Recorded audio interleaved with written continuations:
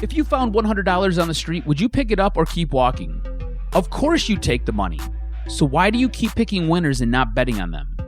That's why I go to MyBookie. It's fast, it's easy, and they pay you when you win. Let's face it, guys, where you're betting is just as important as who you're betting on. So do the smart thing this football season. If you're going to bet with MyBookie. Did you know you could bet on games after kickoff? If by the second half it looks like you're going to lose your bet, you can always just take the other side at MyBookie. Join now and MyBookie will double your first deposit. Use promo code Detroit100 to activate the offer. That's promo code DETROIT100. Visit mybookie.ag today. You play, you win, you get paid. Fellas, I want to tell you about a product that can improve your performance in the bedroom. And what better way to improve the quality of your life than to please the woman of your dreams? Blue Chew brings you the first chewable with the same FDA-approved active ingredients as Viagra and Cialis, so you know they work. Blue Chew is the fast and easy solution for any man looking to enhance their performance and step up their game. You don't have to be one of those guys that finishes quickly, or you don't have to be one of those guys that, at the end of the day, regrets not having a great sex life. Blue Chew is prescribed online and shipped straight to your door in a discreet package, so no in-person doctor's visit, no waiting in the pharmacy, and best of all, no more awkwardness. They're made in the USA, and since Blue Chew prepares and ships direct, they're cheaper than a pharmacy. Right now, we've got a special deal for our listeners. Visit BlueChew.com and get your first shipment free when you use our special promo code DETROIT. All you got to do is pay the $5 shipping and handling fee. Again, that's BlueChew.com, promo code Detroit to try it free. Blue Chew is the better, cheaper, faster choice, and we thank them for sponsoring the podcast. Detroit is the greatest! Straight up light you on fire for a Coney dog right now.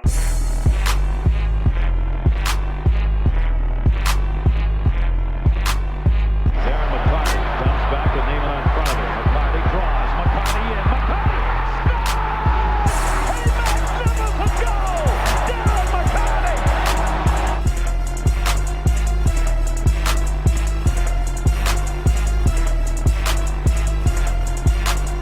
Stafford takes, throws, end zone, Calvin, touchdown, Detroit Lions!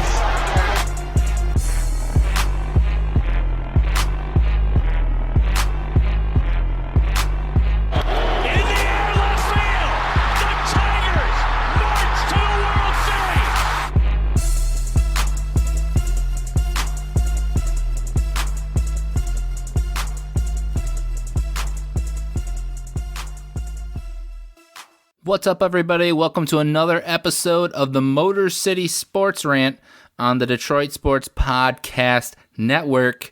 It's your boy, Jason Jarvi. Follow me on Twitter at Jarvi the King. I am going solo tonight in my beautiful, beautiful Metro Detroit basement, staring at a wall, trying to get the best sound quality here for all the peeps out there who I know you want to talk about the Detroit Lions. Week 1, finally here. We're going to see, are they going to be the team that all the critics say they're going to be, that they're going to be this, just a lackluster team that 4-12 is the best that they can do, or is there some hope for this Lions team?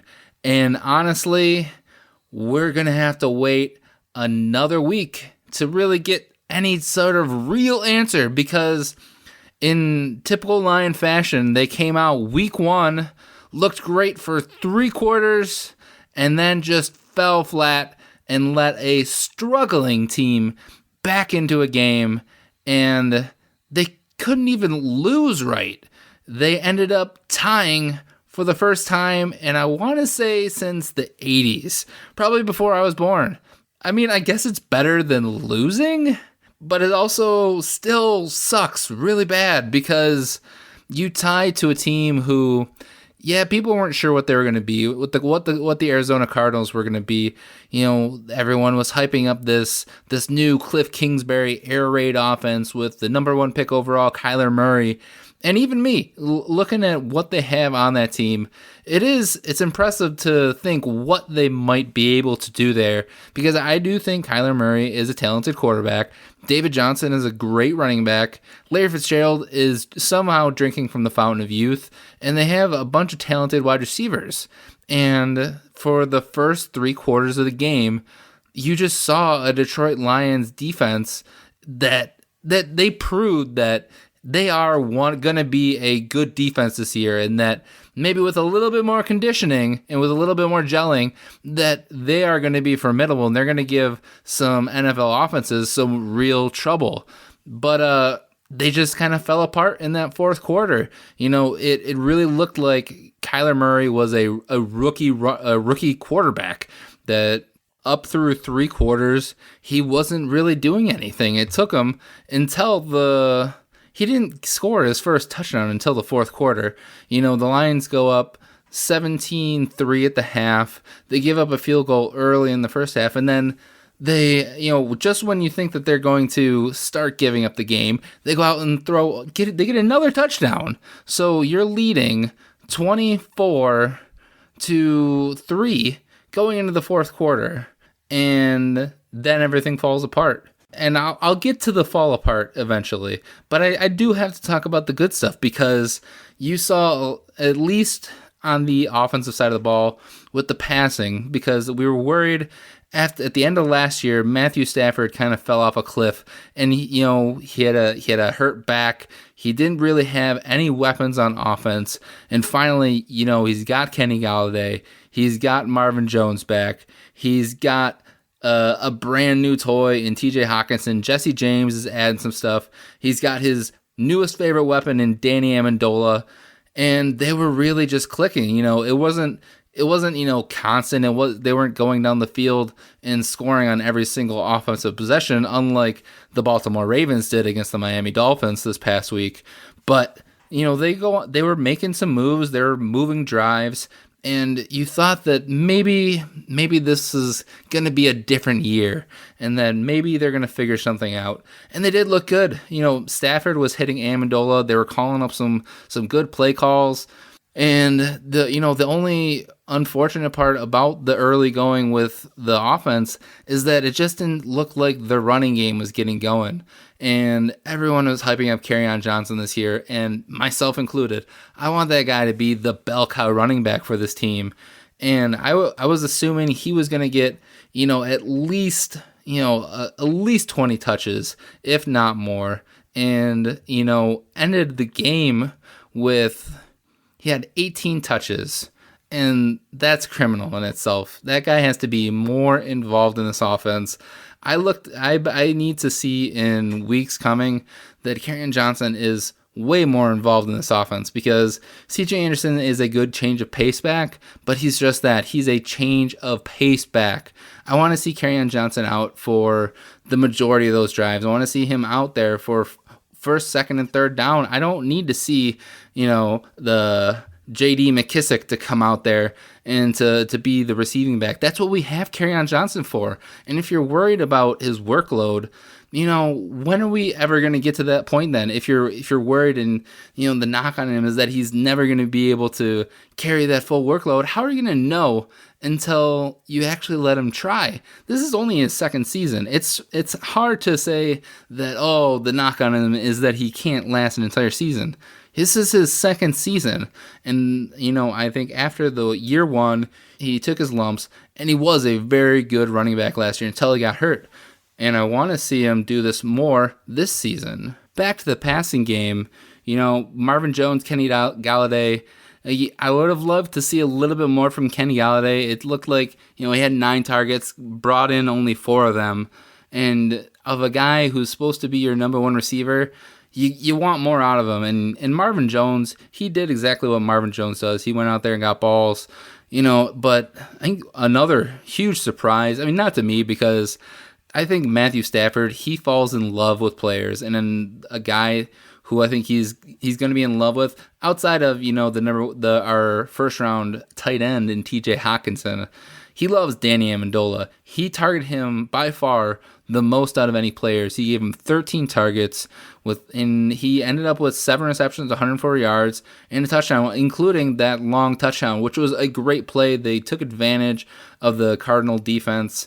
I think you're going to see a lot of him this season. So, and then we got to talk about it. TJ Hawkinson. I like to call him TJ Hockey Mom. Me and my brother go back and forth on what to call him. Is he Hackensack? Is he Hackenberger? Is he, Hockey Puck? But, after this game, it's time to really start giving this guy a little bit of respect. And TJ Hawkinson went out there and had the most yards by a rookie tight end in their debut performance. Had 6 receptions, 131 yards, and had that great touchdown.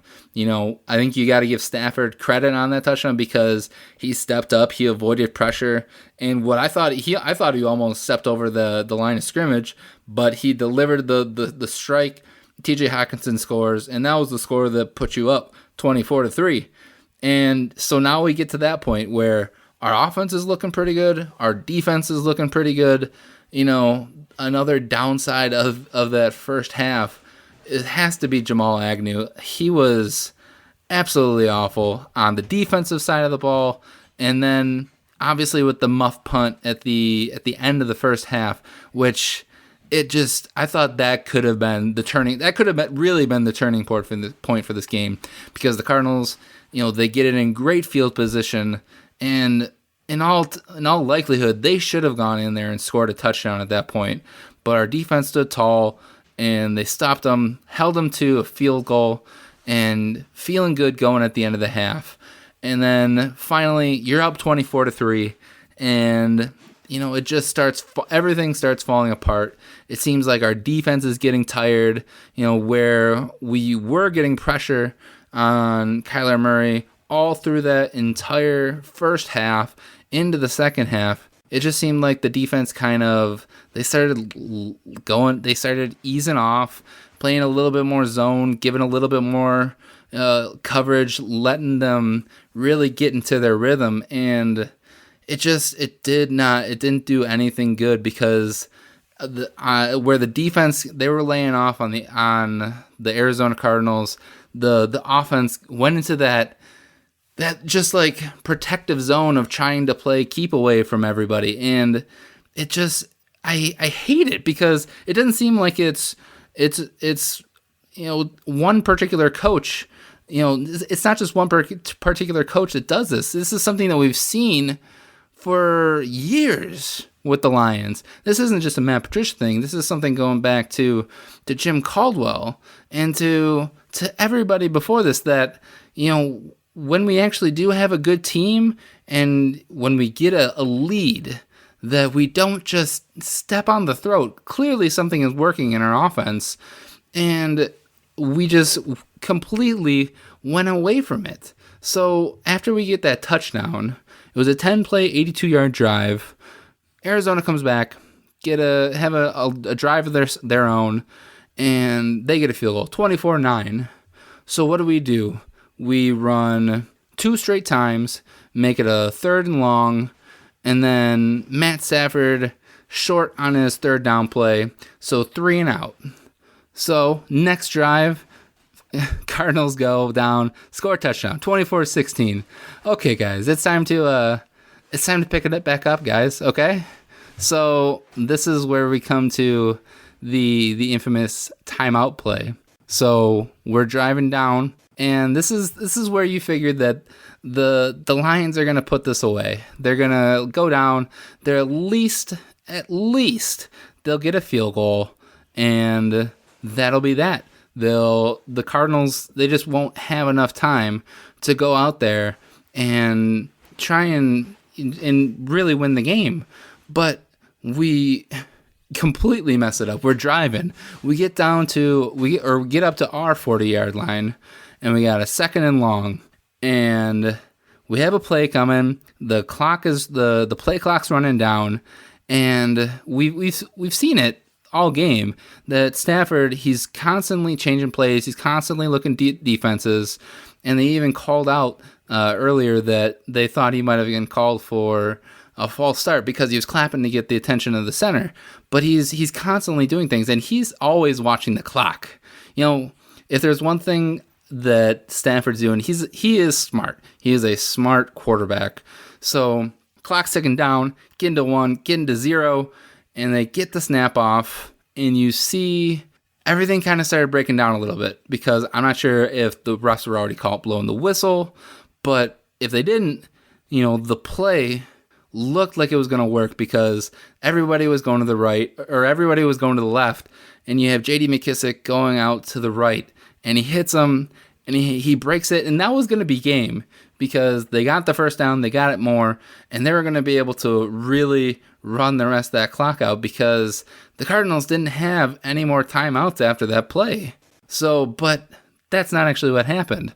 What happened is new Lions offensive coordinator, Darrell Bevell, decides, you know what, we need a timeout. We can't afford to go to 2nd and 17, even though we would have 2 more plays to try and get the first down and to continue this drive and give Matthew Stafford the opportunity to win this game like the veteran quarterback that he is. He calls a timeout, and it's completely negated, and rightfully so. Matthew Stafford is absolutely livid at the call that, why didn't you trust me, man? And that's exactly what he said, because after the timeout, there's still confusion, and if you look at the play that they ran, all they ran was just a straight. They just had the guys run streaks, and that's, if for people who don't know, that's running just straight down the field. And it wasn't a good pass. Maybe if Kenny Galladay had tracked the ball a little bit better, maybe he'd make a better play, but it wasn't a good pass. And then to compound things on the next punt, it gets blocked, and it wasn't as bad as it could have been. It could have been block punt, return for a touchdown, and we're tie ball game. That might have actually been a better scenario, because then Lions get the ball right back, and they're able to go down the field and try and win something. But anyways, it gets blocked, and then of course the Cardinals on a roll. They go down, score a touchdown, everything's tied, and it's just wonderful. So there's 43 seconds left, and the Lions still get one more chance that, maybe you can drive down, because we have one of the best field goal kickers in Matt Prater. That the dude can kick like a 67-yard field goal. And what happens on the first play? You get a nice pass to Kenny Galladay. You move up to the 37, and on the very next play that works, we don't get it. So it goes to overtime. Cardinals get the ball first, and even after a very good drive by them, we were able to hold them to a field goal. So hopes aren't dashed. Lions drive it down. They get a field goal, and then just goes back and forth, and both offenses are futile at that point, and that's the end of the game. And the game ends in a fabulous, fabulous tie, 27-27. After the fourth quarter, I was saying I was just disgusted with this team that, they gave up this entire lead, and we're going to lose this game. But it's hard to really gauge how I actually feel about the Lions right now, because, I want to be mad at them, but, I have to really, really put this one on the coaching staff, because looking at what our players did out there, Matt Stafford played a very good game. Our receivers, for the most part, out of some bonehead moves by Danny Amendola, when he could have gone out of bounds and stopped the clock in overtime. The receivers, for the most part, they did their job. Our tight ends, TJ Hawkinson and Jesse James, they're going to cause some mismatches for defenses this year, and that's going to be a very bright spot for the Lions this year. So they played a great game. The linebackers with no Jared Davis they played fantastic for 3 quarters with Jelani Savai and Devin Kennard, and I think you would have liked a little bit more out of the defensive line. I think they bottled up David Johnson and Kyler Murray for, again, 3 quarters, but you didn't really see you got the pressure from the linebackers. Those are the guys that get all the sacks. You give all the money to Trey Flowers. You want to see him put a little bit more pressure on there. So, but I think those guys were out a lot of training camp. They're going to take a little bit of time to gel. So, and then, the defensive backs outside of Jamal Agnew, I liked what I saw from, obviously Darius Slay is good. Rashawn Melvin, if he can stay healthy, I think he's going to be good. Justin Coleman's good. I really like Tracy Walker, and, he may have, given up some plays, but the play that I really loved, and it was a huge play. It was a Larry Fitzgerald. Larry Fitzgerald was killing us throughout the game, and there was one pass where he was well defended by another defensive back, but then as soon as he made the catch, Tracy Walker just put a huge hit on him. Larry Fitzgerald drops the ball, and it helped us out a little bit. And it's not a complete win, but you got to take the little things out of there. So offense looked pretty good, defense looked pretty good. You don't want to see a block punt every week, so hopefully special teams can figure it out. I really, really hope Jamal Agnew gets benched, because he's not good. I would much rather see what they have in the rookie in Ty Johnson, because I think that guy, he may not have the speed, but I think he has just as much talent, and I think he offers more to this Lions team than what Jamal Agnew can do. So that'll be interesting to see what happens in weeks to come. But I put this game solely on the Detroit Lions coaching, because, Matt Patricia, he has to have absolute faith in Matt Stafford to go out there and run his offense the way that it's going to be run. Yeah, I was a Matt Stafford. He took a lot out of me last year, and what he did, it made me lose faith in him. And he still does have to build up the rapport again, because, Matt Stafford needs to be my quarterback, but he's earned that. He's an 11-year veteran, and to have faith in him, it was second down on that play. You needed to let him go and try to win that ball game. If that was Aaron Rodgers or if that was Tom Brady, do you think they're making that call? If they're, obviously, if they're in that situation, the Patriots probably aren't going to be in that situation where they're letting teams back into games. Aaron Rodgers, he's always going to go for the kill. And the Lions, they need to get in that similar position when they're in games where they're just destroying teams. And this is a team that they should destroy. The Cardinals, for all intents and purposes, they should be no more than a 4-win game. They have Patrick Peterson, their starting cornerback, out for 6 games. Their offensive line isn't that good. They have offensive weapons, but it's just like, what can they really do? How are they really going to stack up? And what you saw the Lions do for the most part in that game is completely neutralize this new air raid offense and show that, I think Cliff Kingsbury, he's a great offensive mind, but this is gonna take some growing pains for them to figure this whole thing out, and maybe he'll be successful. Maybe within a year or two, they'll really figure that out, and they'll know how this works against actual NFL defenses, because NFL defenses are completely different than college. But this is, again, I go back. This comes back to coaching. That timeout, time management. Jim Caldwell was the guy that we thought was the time management problem with the taking the win, not using timeouts poorly. And just again, we're talking about timeouts and how this could have cost us a huge win. And this really would have been a huge win for the Detroit Lions, because our schedule coming up after this game, it's, not pretty to look at. And, you have the home against the San Diego Chargers, or the LA Chargers if you like, away at the Philadelphia Eagles, home against the Chiefs, and then Monday night at Green Bay Packers. And it's just it's a tough slate, and yeah, it's not a loss, but if you're staring at 4-1 after Game 5, it's gonna be a tough sled, and I don't know what to tell Lions fans. I think there's hope going forward, but they really need to get their SHIT together and learn how to just finish games. I think that's the best thing you can say. The Lions need to learn how to finish games. And if Darrell Bevell or Matt Patricia are the ones who are calling those plays at the end of the game where they're being super conservative, they're just throwing run plays, Matt Stafford needs to step up, and he needs to be the guy you go, you know what? He has to have a little Aaron Rodgers in him. He's gonna be, you know what?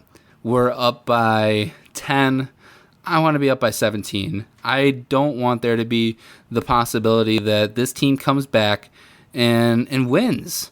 And I think I hate to be the Lions optimist or the guy with the rosy, Honolulu blue glasses and drinking the Kool-Aid. These are games we can win. The possibilities are there. The Chargers, yeah, they looked great even without Melvin Gordon, Austin Eckler, Justin Jackson, Phillip Rivers. We know who they have on their team, and the Chargers did look good, but it's still a winnable. You're going to be at home. You saw what our offense can do, and if our defensive line can get right, I think they're going to put pressure on Phillip Rivers, who, even though he's a great pocket quarterback, if we can get there and get after him, it's going to create some trouble for him. So we just need to really buckle down and, I want them to win, man. Some other things to look at with the Lions. You probably the weakest point right now, you got to look at their offensive line, specifically at our left tackle, the first guy that Bob Quinn went out and drafted, Taylor Decker. Guy goes out, he's been a pretty solid left tackle, and he did no favors to himself in game 1 of this season, committing 4 penalties. And he was the one who gave up he let Chandler Jones just completely blow by and, caused the fumble with Matt Stafford, leading to Arizona Cardinal points. So offensive line needs to step up the game, especially because, if we are going to be a run heavy team, we're going to need guys to actually, block. So, I think there has to be optimism going forward with this Lions team. I'm not saying that they're going to go out there and win the NFC North, and I'm not even saying that they're going to make the playoffs, but do I think that the possibility is there to maybe win some tight games and maybe beat some teams that we really shouldn't beat? Yes, the possibility is there. We have the talent. And is 8-7-1 possible for this Lions team? Statistically, yes, it is quite possible because we only have 1 tie and we haven't played any more games. So you gotta wait on this team. You can't really say same old Lions right now because this is the first time they've tied in however long. Yes, you can maybe point to, it's just the next way that the Lions have screwed us, but there's more optimism here than what fans will give it. And because most fans will just immediately go to same old Lions. I'm saying not same old Lions. This is, you got to wait and see Lions because we're only week 1. And you got to hope that the talent we have maybe can pull some games out. And that's where I'm going to leave it this week. And we'll see next week what the Lions are going to do. Will they just completely drop dead against the I will always call them the San Diego Chargers, the San Diego Superchargers. But, what will they do against the LA Chargers?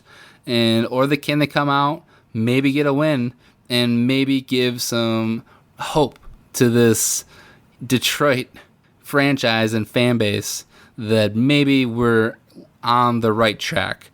But until next week, you've been listening to the Motor City Sports Rant on the Detroit Sports Podcast Network. I'm Jason Jarvi. Follow me on Twitter at Jarvi the King. Follow John Macaroon at Detroit Podcast. He's not here. He's too busy to, grace me his presence. But we'll catch him next week. And I'm sure he'll be on, 10 other podcasts this week. So if you want to listen to him, listen to all the great podcasts on the Detroit Sports Podcast Network. Peace out.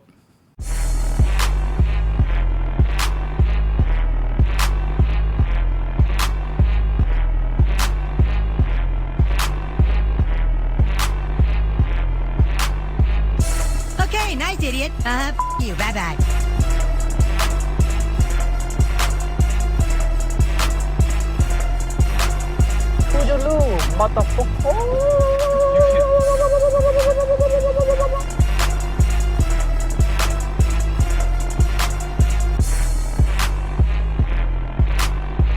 Good day, sir.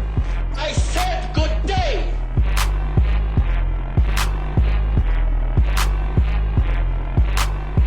All right. Take care now. Bye-bye then. Loser.